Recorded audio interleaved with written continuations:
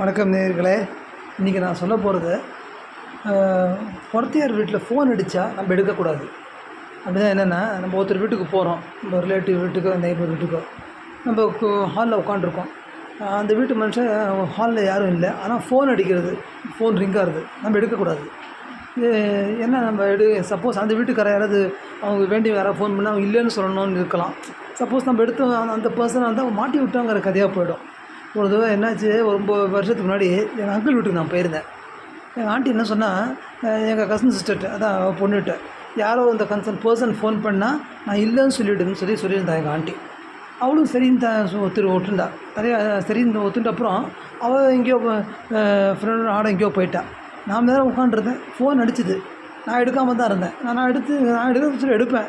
Suppose அந்த person இருந்து அப்புறம் நான் இழுக்கான்னு சொன்னால் அப்புறம் மாட்டி விட்டேங்கிற கதையாக போகணும். அப்புறம் என்ன தான் உதப்பாங்க. ஃபோன் அடிச்சுது. அப்புறம் அங்கிள் வந்தார். என்னடா ஃபோன் அடிக்குது, எடுக்க மாட்டியாடா, ஏன்டா காது கேட்கல அப்படின்னாரு. நான் சொன்னேன், எடுப்பேன் தான் இல்லைங்கல்ல, ஏன்னா அவங்க ஆண்டி சொன்னாங்க இந்த பொண்ணுகிட்ட, யாரோ இந்த கன்சர்ன் பர்சன் ஃபோன் பண்ணால் நான் இல்லைன்னு சொல்லிவிடுனாங்க. சப்போஸ் நான் சொல்லி எடுப்பேன், சப்போஸ் அந்த பர்சனாக இருந்தால் நான் மாட்டி விட்டேங்கிற கதையாக போயிடும் சொல்லிட்டு அப்புறம் இந்த டைலாகை சொன்னேன். நீங்கள் பேசுறதுலேயும் நியாயம் இருக்குது, நான் செய்யறதுலேயும் காரணம் இருக்குன்னு. என்னடா சினிமாவில் பேசுகிற டைலாக்லாம் இங்கே பேசுகிற அப்படின்னாரு.